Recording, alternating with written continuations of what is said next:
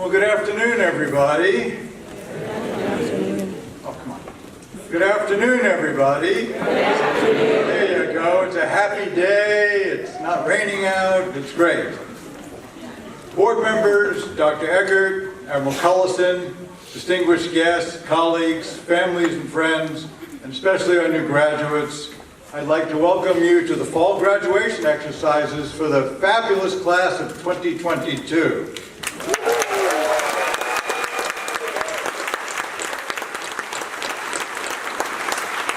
I'm just thrilled, and I know I speak for all of us on the stage, that we're all here for this celebration. Some of you may be wondering what this is all about over here. It's not a Salus flag. This is in the Navy what we call a fox flag. And we fly the fox flag on an aircraft carrier to let everybody know that we're beginning flight operations. It's basically to warn everyone that airplanes are being launched. Well, we actually have been flying the fox flag at every graduation day that we have here at Salus, since I've been here anyway, to let everybody know, let the world know that we're launching a new set of graduates. So, kind of look out, here you come.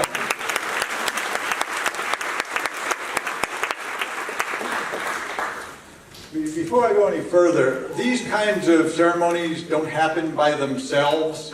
So I'd like Dr. Caldwell and his staff to kind of stand up and be recognized, because they just make sure everything goes perfectly.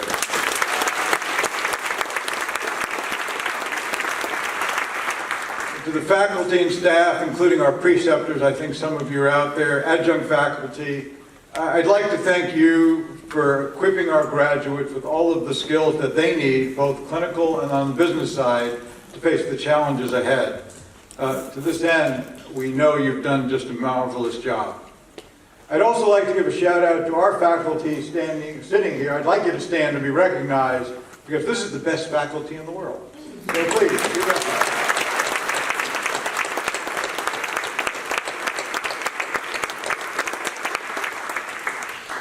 And so family and friends of our graduates, congratulations and thank you for supporting our emerging professionals during pretty demanding times.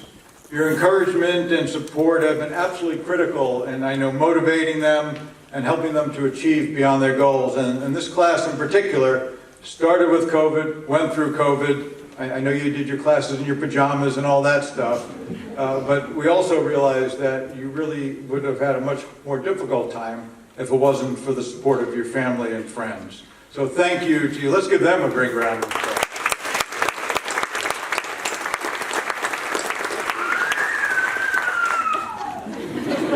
That's a special shout out. So I've got another special shout out though to our occupational therapy program, because this year we're celebrating its 10th anniversary, and to our occupational therapy doctoral students as well. So congratulations to you in that program.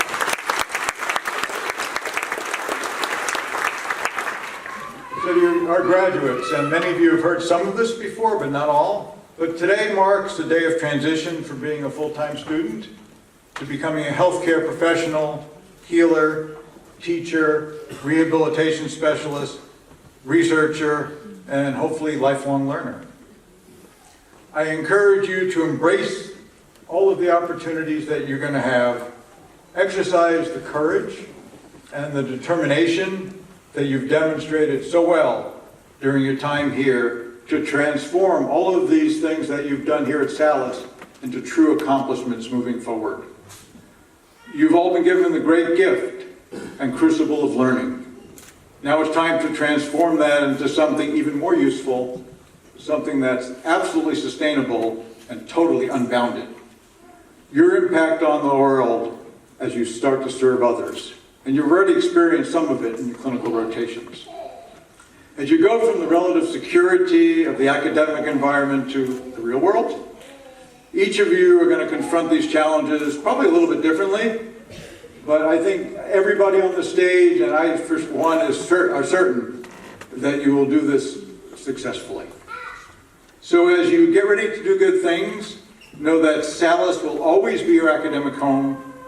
We're always going to be here to support you as you climb your professional ladders, and I suspect you're going to go pretty darn high, and I expect you to stay in touch.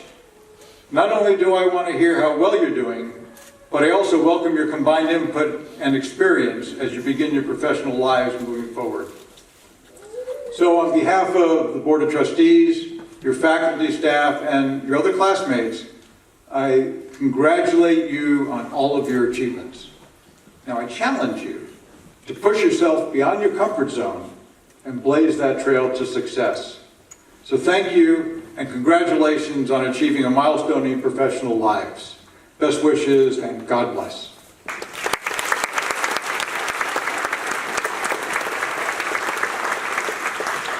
At this time, I'd like to welcome Nicola Mayor Glover, Doctor of Audiology graduate, who will deliver the graduate address to you all.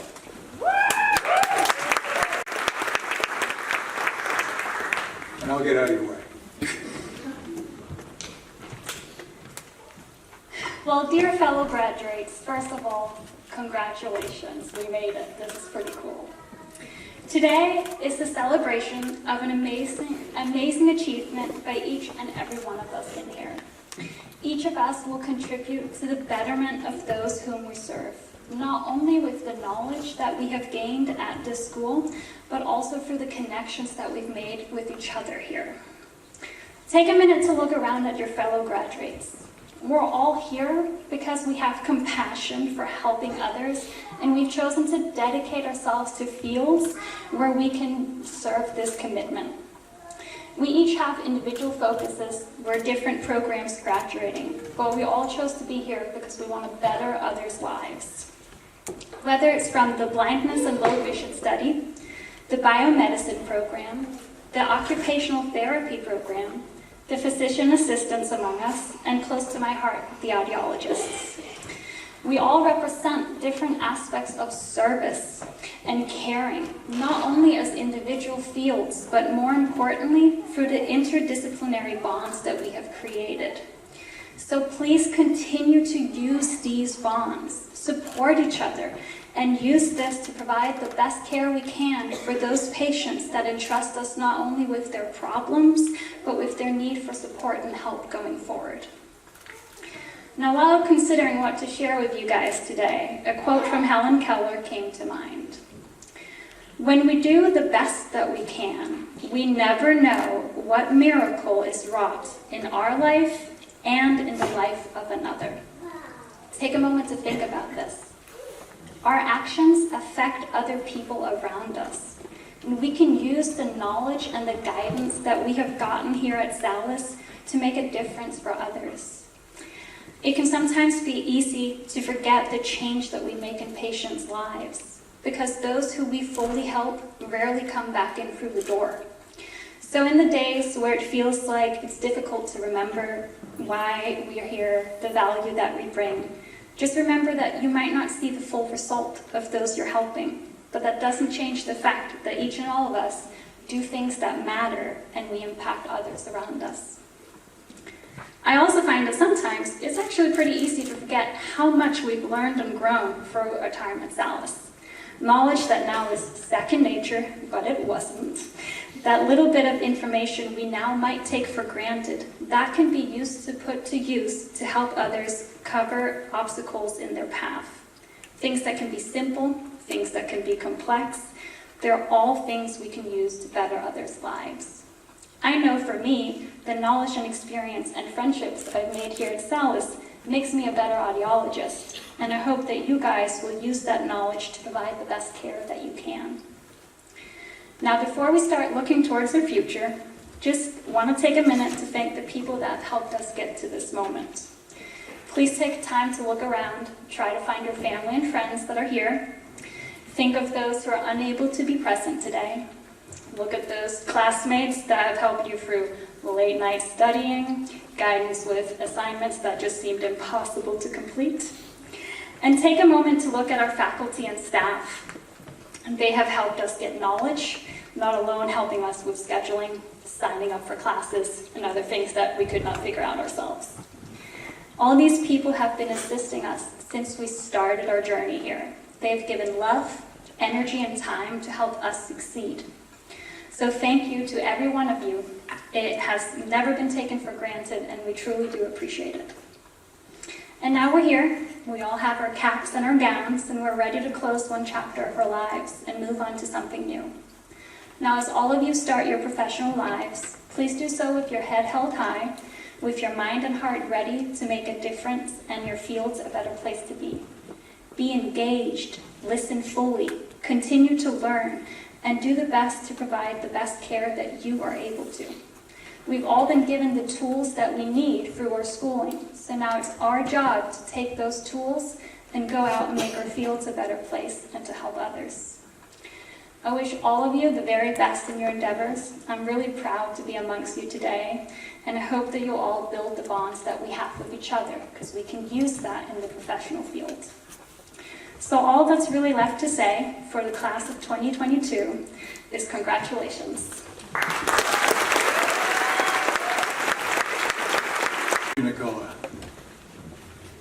So Board Chair Delia, graduates, distinguished faculty, fellow administrators, honored guests, family and friends, on behalf of Salus University, it is my distinct pleasure to introduce our honorary degree recipient, Rear Admiral Thomas Collison. It's going to be hard to stick to the script for this one. We go way back, but I will try. You can look in your little book and you can read Admiral Collison's biography, but I'm going to give you a little bit more color to it. Admiral Collison got his Doctor of Medicine degree in 1979 from Indiana University School of Medicine. He completed his orthopedic surgery residency at the Naval Medical Center, San Diego, and subsequently served as the Assistant Chief of Orthopedic Surgery, where he single-handedly trained just hundreds of orthopedic residents for the Navy. He's Director of Sports Medicine, Surgeon General Specialty Leader for Orthopedic Surgery, and Director of Surgical Services. Prior to his service as Deputy Surgeon General, he served as the Commanding Officer of Naval Hospital Camp Lejeune, Fleet Surgeon, United States Pacific Fleet, Command Surgeon, U.S. Pacific Command, Commander, Navy Medicine East, and Commander, the Navy Medical Center. A little bit more about Dr. Collison. What's maybe not in his biography is he started out long before he went to medical school as a Navy diver. He deployed to Vietnam and did many heroic things. After returning from Vietnam, I probably don't have all of this right, but I'm probably close. He saw the light, completed his education, and then decided to go to med school. I met Admiral Collison when I was the commanding officer of U.S. Naval Hospital, Okinawa, and Admiral Collison was the U.S. Pacific Fleet surgeon. And during that time, Admiral Collison would come to Okinawa, we'd go for runs, we'd do all sorts of things. But we did some really important things operationally that kind of never make it to the paper. But under his tutelage and guidance, we actually deployed the first mobile surgical unit on a small destroyer in support of combat operations that people just don't hear about, thanks to his innovation and my Director of Surgical Services at Naval Hospital, Okinawa. And then from there, Admiral Collison went on to do other great things. I served with him again when I showed up at Headquarters Marine Corps, where Admiral Collison was the medical officer of the Marine Corps. And that's kind of like being the Surgeon General for the United States Marine Corps. Navy medicine takes care of the Marines. During that time, I was assigned there as his person to help get things done. We'll just call it that. And with that, we actually were able to get a new warfare device for people who served with the Marine Corps and really improve the way medical care was provided to the Marines. Then Admiral Collison went on to his command tour down at Portsmouth. Following that, he was Deputy Surgeon General of the Navy. Among his many accomplishments as the Deputy Surgeon General of the Navy, Admiral Collison led the U.S. Navy's medical response to the 2010 earthquake in Haiti that killed more than 230,000 people. And I got to tell you, in less than 76 hours, because I was part of the group that was helping to orchestrate this, Admiral Collison's leadership, though, assured that we had a coordinated response. We deployed the USNS Comfort down to Haiti.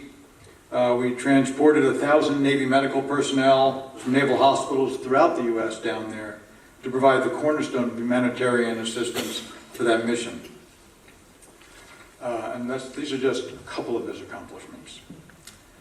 Admiral Collison is currently a fellow of the American Academy of Orthopedic Surgeons, the Society of Military Orthopedic Surgeons, and the American Orthopedic Association. Capping a 42-year career that culminated in his distinguished service as the Deputy Surgeon General, he is now a Senior Associate with the Global Health Policy Center of the Center for Strategic and International Studies, CSIS, and you always hear these guys being interviewed on NPR. Truly an expert in medical care and operational medical care, and leading the way and thinking outside the box to how do we provide state-of-the-art medical care to our forces that go in harm's way.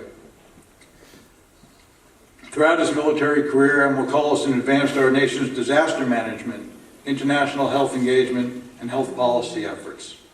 In his current role as Global Health Policy Center, he's continued to contribute actively to the Department of Defense Health Security Initiatives and Health Policy Center programs.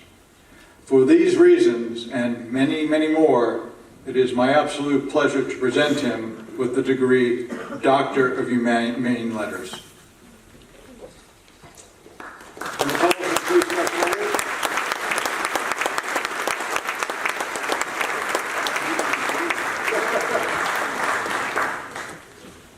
Joking that today I make him a real doctor. You do get the last word.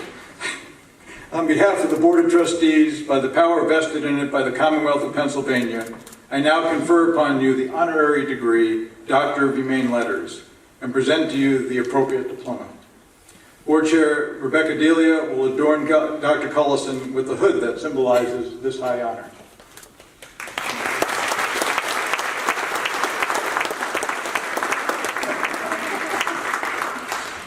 We did not rehearse this.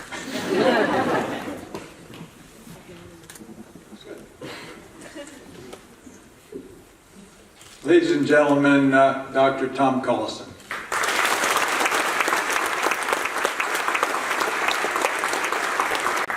Admiral Middleman, thank you very much for the invitation to come here and the high honor that you just bestowed on me. This is way beyond my imagination.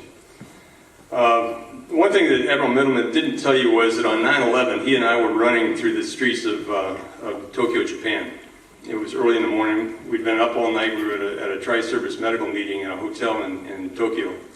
And all of us from all branches of the service had been up all night watching CNN 12 hours out from what had happened in New York and what had happened in Washington, D.C. and what had happened here in Pennsylvania.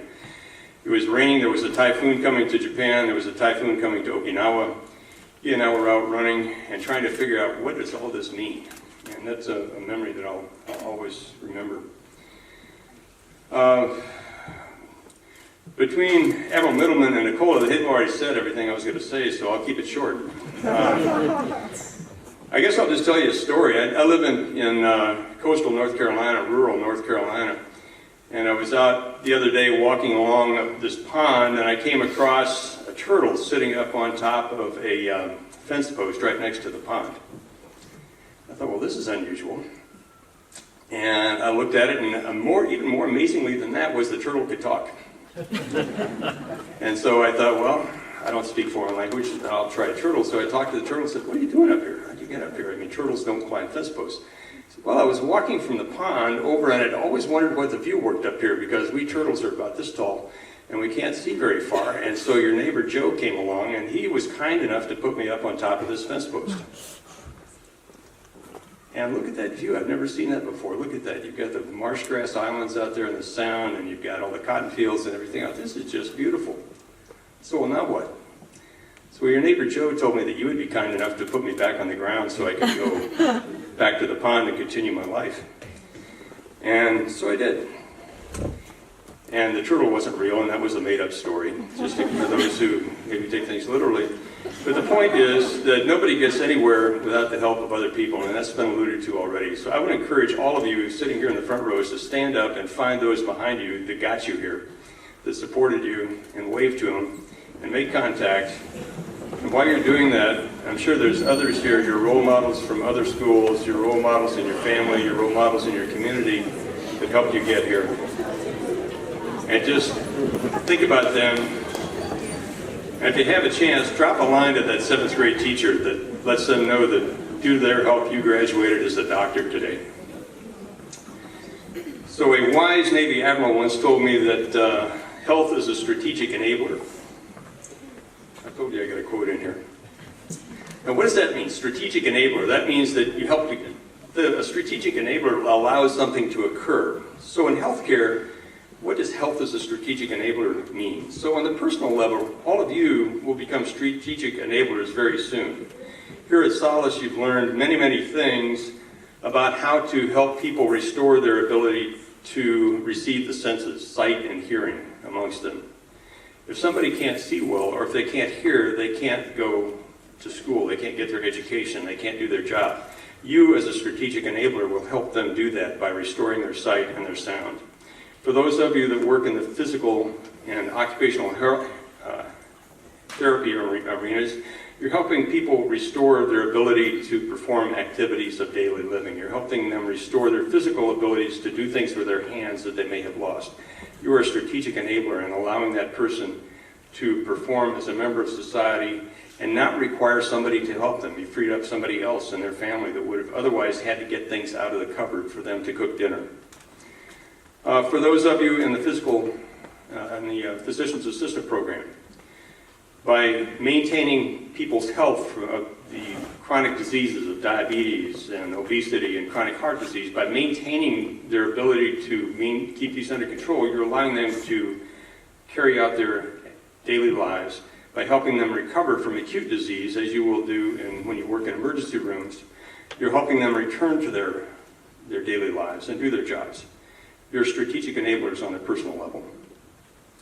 COVID-19 was addressed here a few minutes ago, and COVID-19 was just the opposite of being a strategic enabler. If you stop thinking about the health impact of COVID-19 on our country and think about the other impacts of COVID-19 on our country, the impact on the economy, the impact on education, the impact on individuals, all of the disinformation and misinformation that came out for various reasons about that, the impact that that had on our society. COVID-19 had a huge impact on our society beyond the healthcare issues that it raised. As Admiral Middleman mentioned, I work today at the Center for Strategic and International Studies, where we have a commission on strengthening America's health security.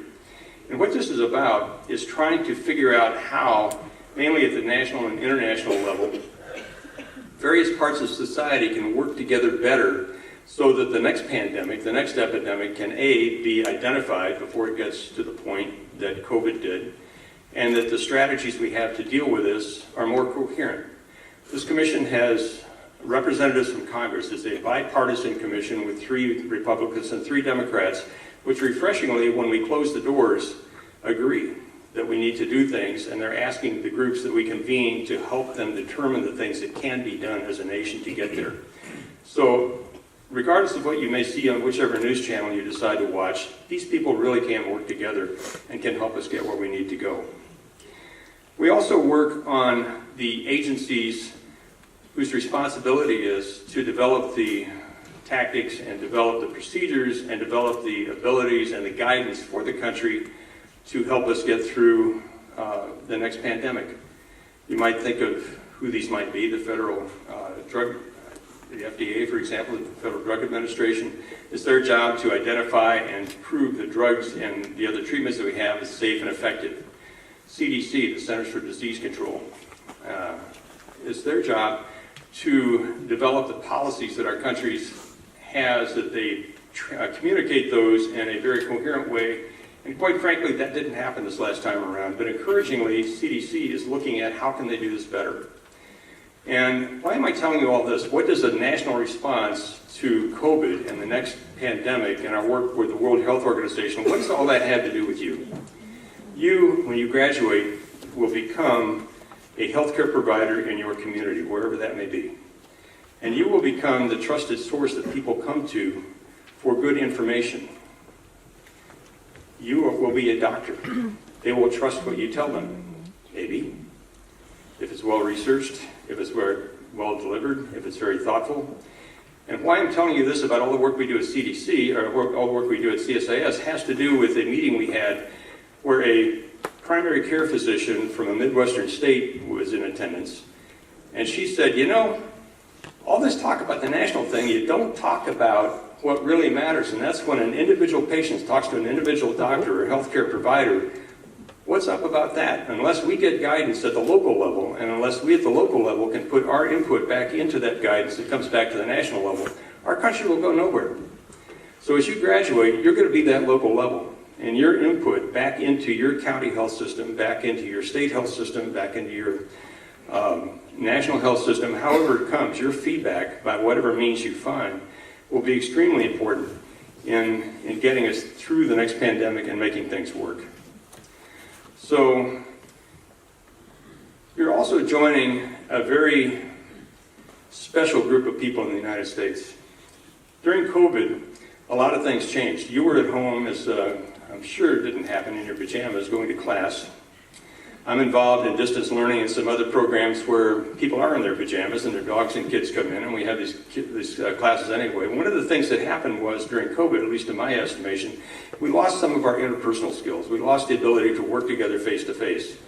I know that during your education that probably had an impact on you, and I encourage you to regain those skills as you go forward, because what will happen is that a patient will come to you and say, what do you think about X? And it may be a disinformation campaign that somebody is putting out. It may be valid information that was put out from a reliable source. But how you respond to that person, not only with your words, but with your facial expressions, your body language, and your demeanor, will determine in that person's eyes whether you're a reliable source or not. That will determine your professional relationship with that person, one person at a time. And it will come when you don't know it. Because that person will come in and they will give you the blank stare and say, sure. And your job is to interpret that. Did I get that across or not? And I'm looking right at you, right? And I could have picked anybody here, so just be glad you're not sitting where she is. But it can happen to you, and it will happen to you. So here's a real news flash. Your education is just beginning. When you graduate from here, you will be a doctor. There's a standard joke in the medical community that the good news is you're a doctor, the bad news is you're an intern. And the whole totem pole starts again. But you will be a doctor, you will be a healthcare provider. But it's up to you to decide whether or not you will continue to learn and to progress in your professional education as you go forward. Some people say, what I learned is good enough. What's good enough in 2022 will be good enough in 2052 when I retire, and that's as far as I'm going. And that's probably not the optometrist, occupational therapist, PA, whatever you really want to see about 2052. The really good ones learn and learn and learn. The best advice I got was when I graduated from my residency program, and our chairman said to us, look, when you take your orthopedic oral examination, there will be 16 questions divided into 4 parts. I can tell you right now what 12 of those questions will be about. They've been about this, this, this, and this for the last 15 years. The only thing that's changed is the answers. And he meant that part as a joke, but it was true. I got those 12 questions, and the answers were not the same as was given 15 years ago. And in your professions, they will not be the same either. It's up to you to learn and continue your education with that. So as Admiral Middleman mentioned, I had the honor of leading 2 medical centers in the Navy. One at Camp Lejeune on a Marine Corps base, which now has a family medicine program, and the second one at Naval Medical Center, Portsmouth, Virginia, which is one of the premier teaching hospitals in the Navy. We have graduate medical education programs in just about anything you can think of except for neurosurgery. We have nurses who are straight out of nursing school coming there for their first rotation. We have rotation students from professions such as yours that come through. We have a residency program for chaplains in clinical chaplaincy.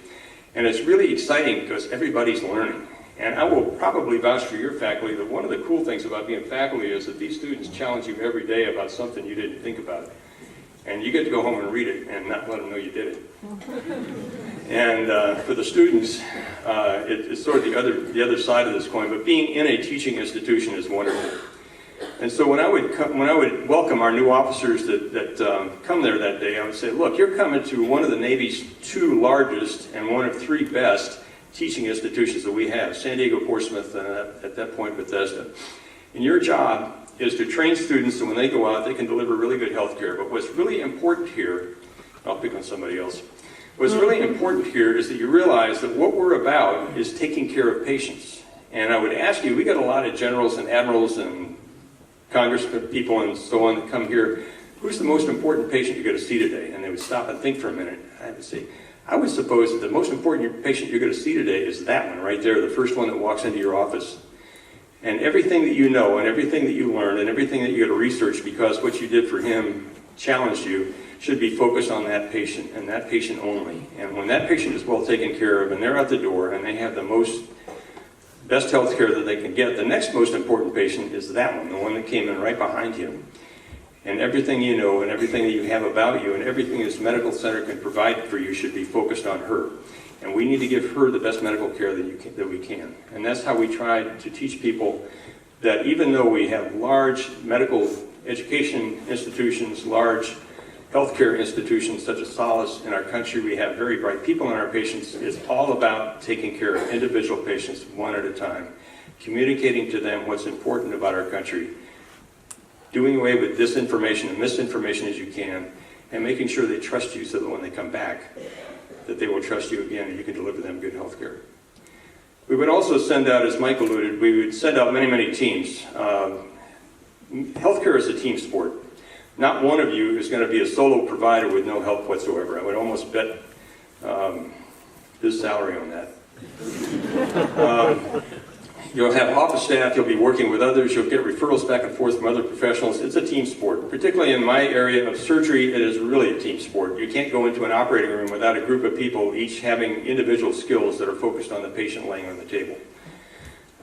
It's a team. And when we sent our surgical teams out and our mental health teams out and our ICU teams out, and we would gather them all in a room because they would deploy to Iraq, Afghanistan, Haiti, pick a place that's really bad in the world. That's where we sent our folks to. And I would explain to them what they were about to do, and I would explain to them their role in healthcare and military healthcare. But I would always end with this. I said, look, you're going to be the medical care out there. You're also going to be the mental health care out there in a lot of ways. Whether you're a radiologist or a surgeon or an optometrist, people are going to come to you with their mental health care problems. You need to look after each other one of you because nobody else is going to. So my challenge to you is number one, and I challenge you to do this. Take good care of your patients, and when you graduate, take good care of each other. Thanks for letting me be here.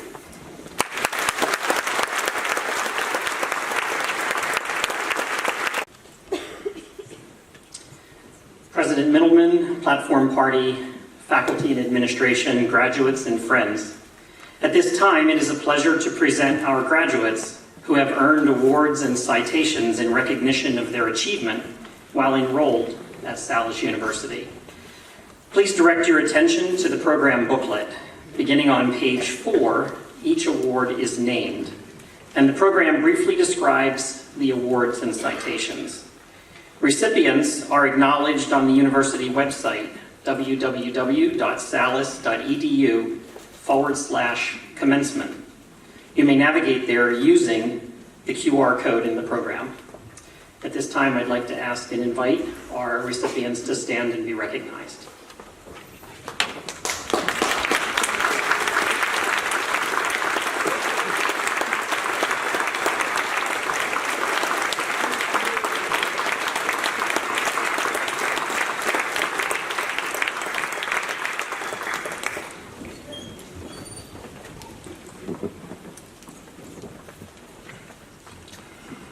Good afternoon. I would also like to add my congratulations to all of you who are graduating this afternoon.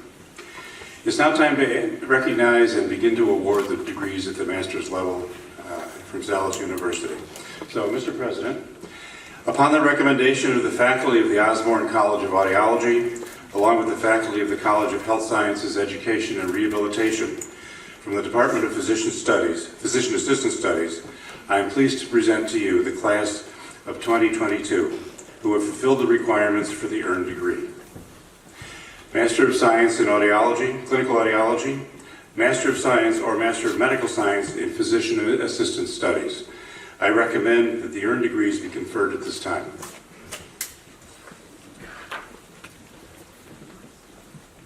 Thank you, Dr. Acker.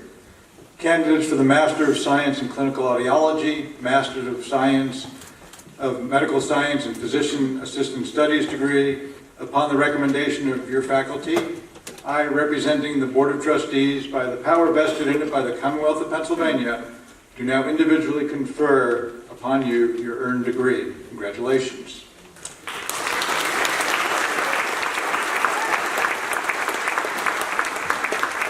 Now the part you've been waiting for, each of you will please step forward as your name is called.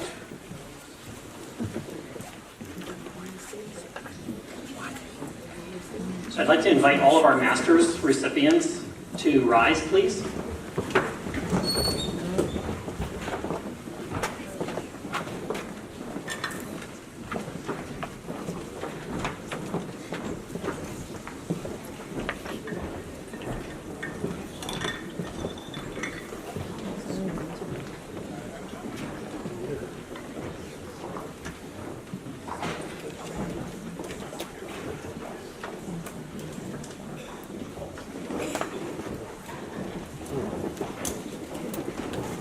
We'll begin with the Master of Science in Clinical Audiology program.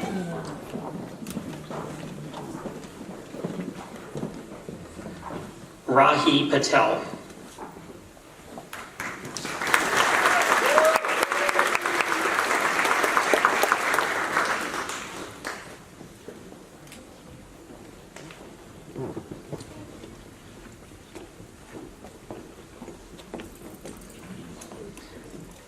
Next, we have the Master of Science in Low Vision Rehabilitation.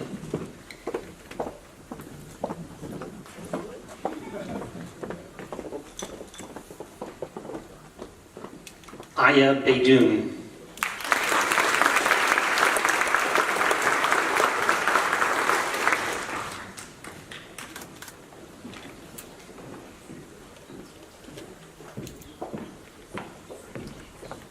Elizabeth Ann Ginter.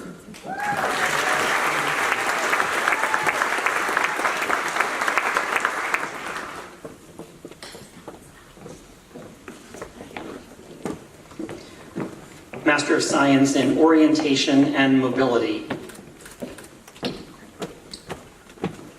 Lata Keshav Bhushan.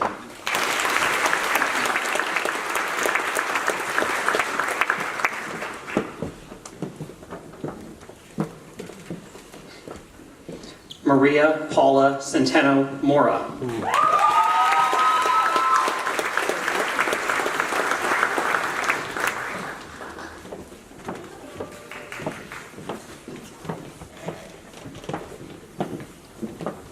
Morgan Page Dukes.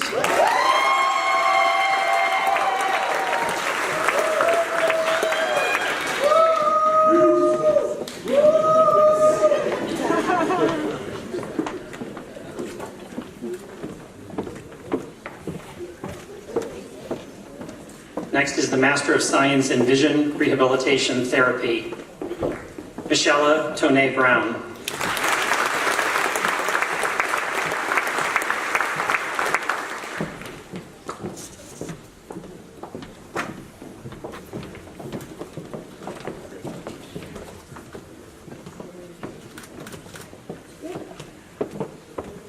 I'm going to pause for just a moment. I owe some of our graduates an apology here. I'm going to read some names. So Aya Beydoun, Lata Keshav Bhushan, Morgan Page Dukes, and Michelle Toney Brown all graduated with honors at the level of summa cum laude.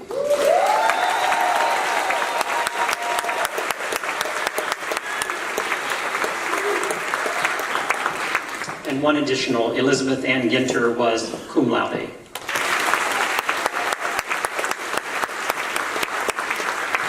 And moving forward, I will recognize the graduates as their name is called. Thank you. Okay, we move to the Master of Medical Science in Physician Assistant Studies. Brady Alexander Akama, magna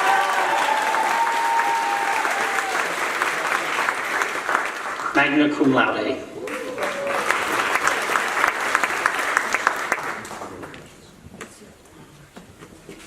Rachel K. Ball, summa cum laude.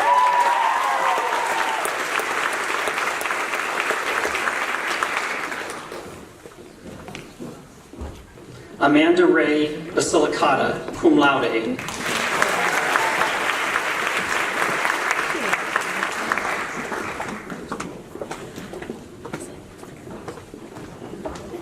Kimberly A. B. Miller.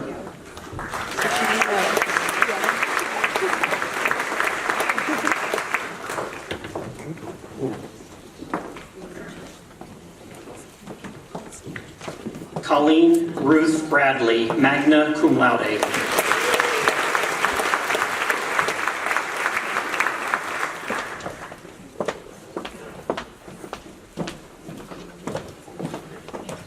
Brendan T. Wynn, magna cum laude.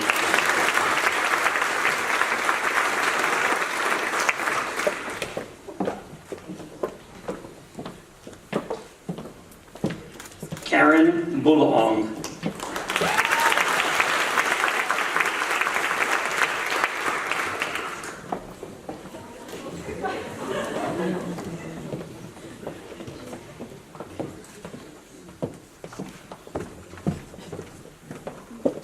Lauren M. Bunnell, cum laude.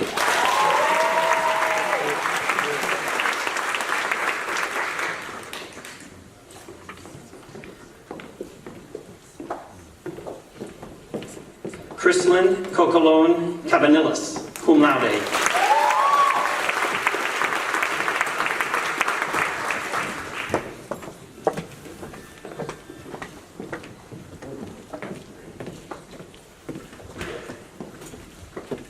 Gail Maureen Boris Caldamo.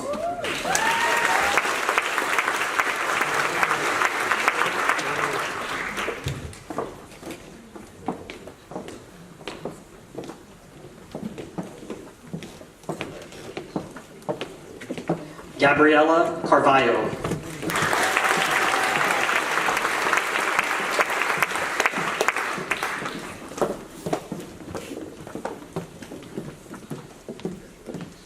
Sarah Ann Dilly, magna cum laude.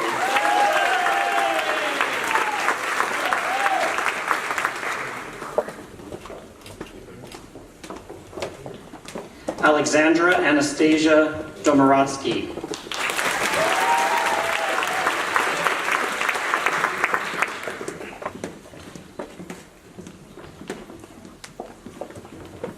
Camille E. Drozdowski, cum laude.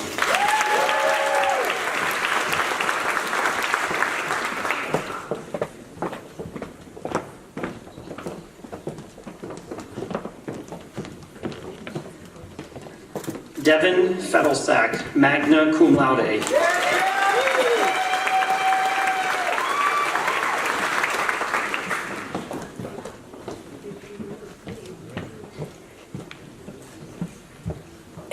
Jason Fritz, cum laude.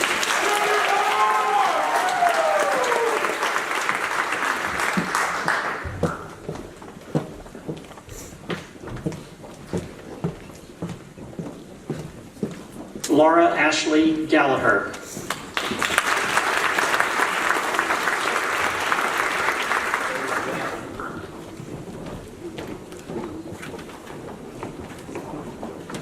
Lydia Charlotte Gladfelter, magna cum laude.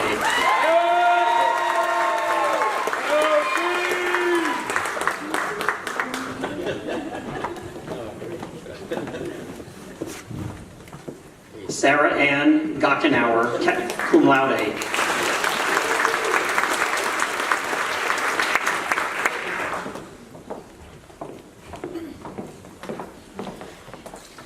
Sarah Hansen, cum laude.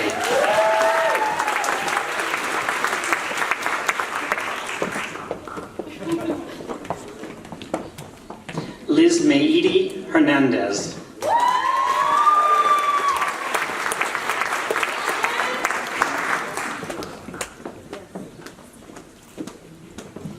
Natalie Marie Hoffman.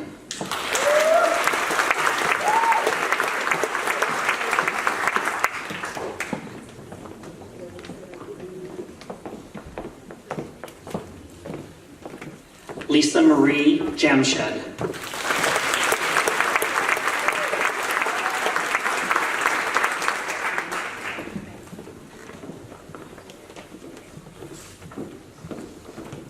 Ashley Belkovich Keating, magna cum laude.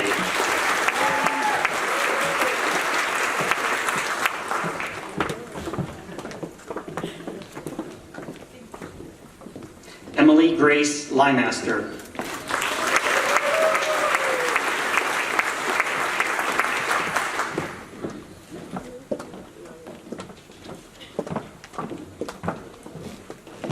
Allison Nicole Molesky.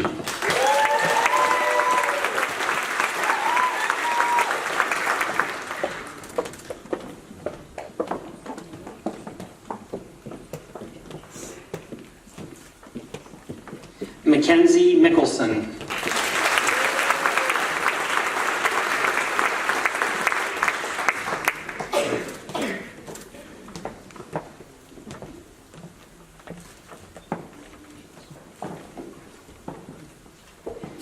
Nicole Ray Natikia, magna cum laude.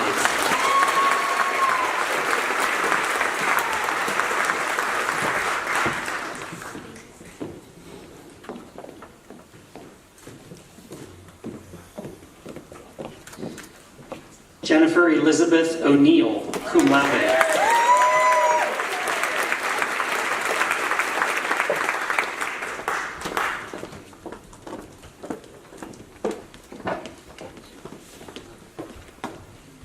Alexandra Taylor Paddock.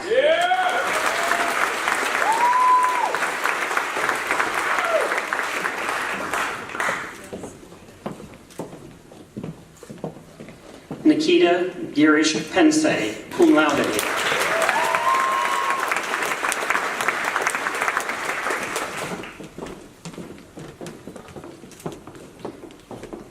Giovanna Prata, cum laude.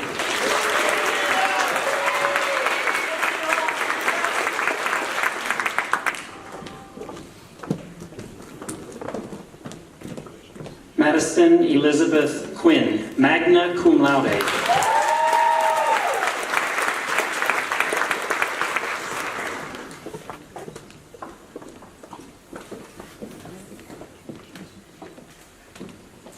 Amy Elizabeth Radzalovich, cum laude.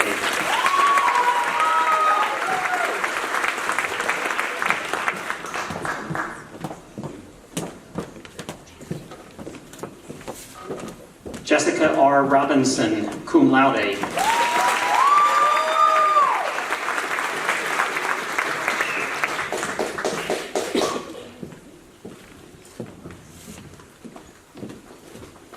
Alyssa Logan Shedlock, cum laude.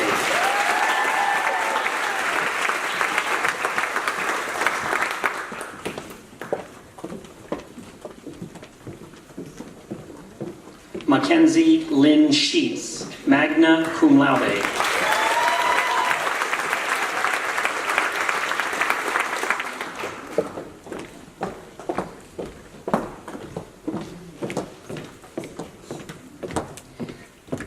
Rachel Elizabeth Sterner, magna cum laude.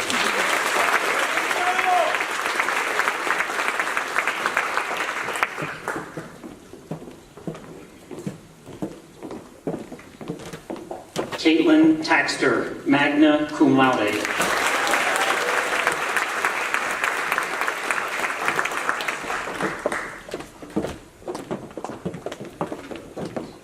Connor Jacob Thompson, cum laude.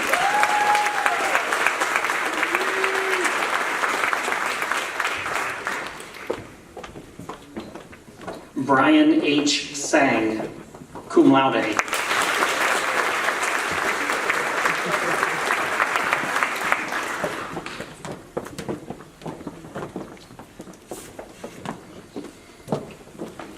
Mara Waldner, magna cum laude.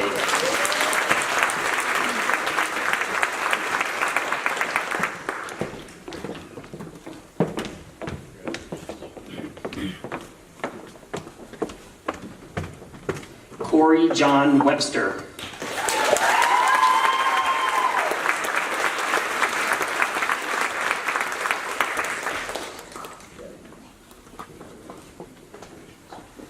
Samantha Kelly Vedashak.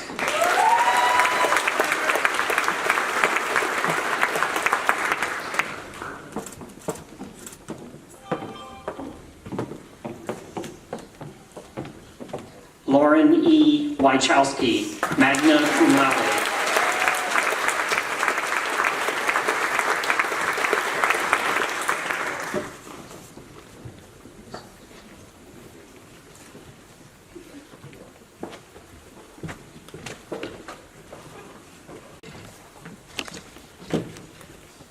It's now my pleasure to present the candidates. You can be seated. To present the candidates for the doctoral degrees. Mr. President, upon the recommendation of the faculty of the Osborne College of Audiology, along with the faculty of the College of Health Sciences, Education, and Rehabilitation from the Departments of Occupational Therapy and Graduate Studies in Biomedicine, I am pleased to present to you the class of 2022 who fulfill the requirements for their degrees. Doctor of Audiology candidates, please rise. Doctor of Occupational Therapy candidates, please rise. Doctor of Philosophy and Biomedicine candidate, please rise. I recommend that the earned degree be conferred on each candidate at this time. Thank you, Dr. Ecker. Candidates for the Doctor of Audiology, Doctor of Occupational Therapy, or Doctor of Philosophy and Biomedicine degree, upon the recommendation of your faculty, I, representing the Board of Trustees by the power vested in it by the Commonwealth of Pennsylvania, do now individually confer upon you your earned degree. Congratulations. Each of you will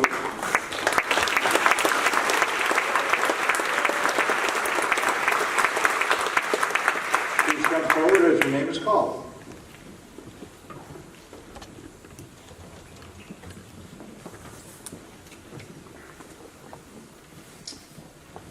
So we'll begin with the Doctor of Audiology online bridge program. Dr. Nicola Maya Glover.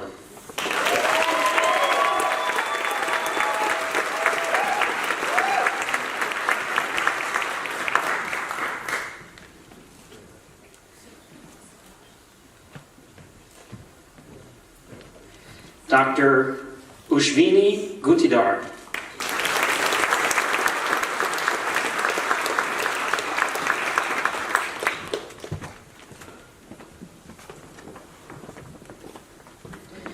Dr. Ida Mortazavi.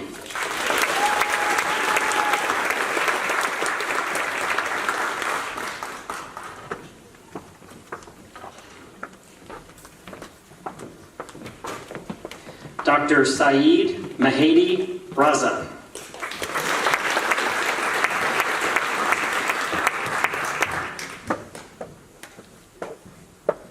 In absentia.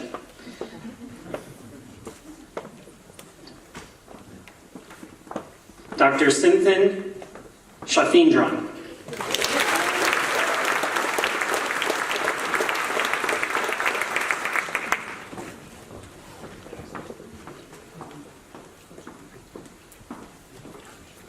Dr. Ida Tafreshi Hosseini.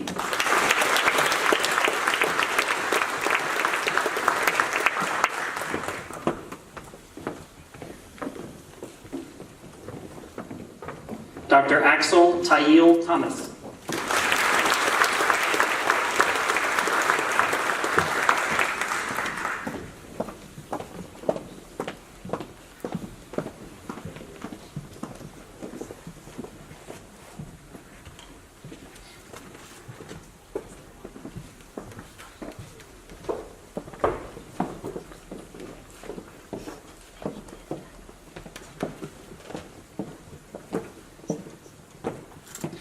This is the Doctor of Occupational Therapy program.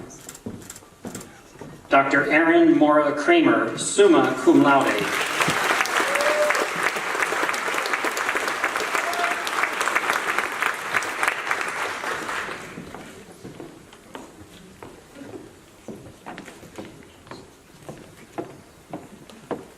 And the Doctor of Philosophy in Biomedicine program. Dr. Yvonne Duva Howard, summa cum laude.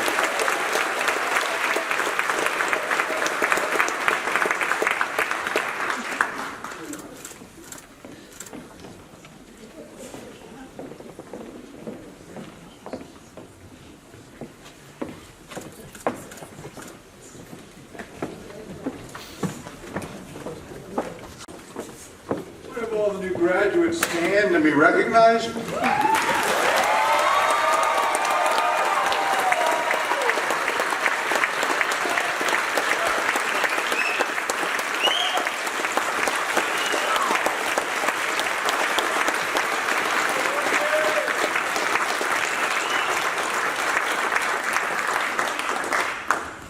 I ask all of our graduates to remain standing. We are now going to do the oath to professionalism. And if there are other healthcare professionals or providers in the audience among family and friends, I invite you to stand also. You'll find this on page 8 in the program, and I ask you to follow along and recite this with me. Ready?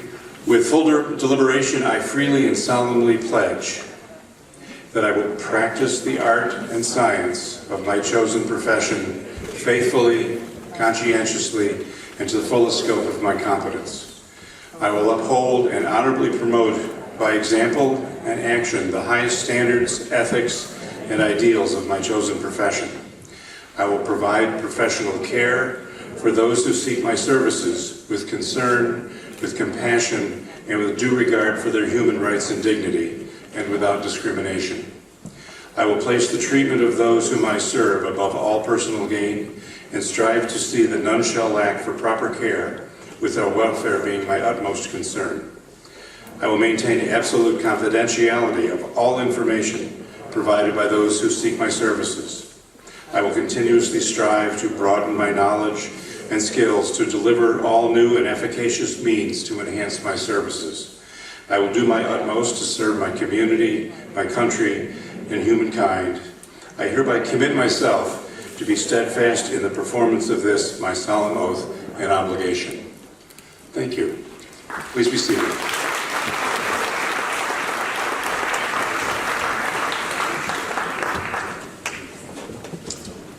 Congratulations. Through your hard work and diligence, you've elevated yourself to a new plateau along your career path. I suggest you relish this moment, give a high five, and forge ahead. To fully embrace your professional career, I'm going to dovetail with Dr. Nicola here and encourage your being engaged. Not only engaged with the evolving advancements within your personal career, but also with the advancement of your profession. Be engaged with your professional organizations and necessitated endeavors to assure your profession's advancement. Since we function via collaboration with others, including legislators, be engaged politically that will ensure you fully utilize your excellent training at Salus University, which is provided. Be engaged with your community and give back to others. You have been given a golden ticket to improve the world around you. Use it. Not only by offering excellent care to your patients, clients, students, and those who will benefit from your research, but also show compassion for those who struggled, for those that struggle and have challenges that we all individually face. Keep the care in healthcare. Remain engaged with your roots at Salus University, supporting the legacy of your training and offering support not only to the institution, but also the colleagues that will follow in your path. Just as we have all advanced by standing on the shoulders of those who have preceded us, offer support to the next generation so that they can elevate themselves upon yours. Be active with your alumni association and be engaged in financial appeals, activities, and mentoring programs that we will offer. Now, on your program book, you'll find a Salus pin. If you haven't already, I would suggest that you put it on. I would also suggest that you wear it with pride. You represent the newest members of our Alumni Association. And you represent the best of your profession because of your achievements at Salus University. Finally, be engaged in this moment. I've been there, and I like just to watch the exuberance here, and I retrospectively reflect. And imprint its memories, its details into your memory. Hug your friends and family, and now celebrate. You've earned it. Dilly dilly.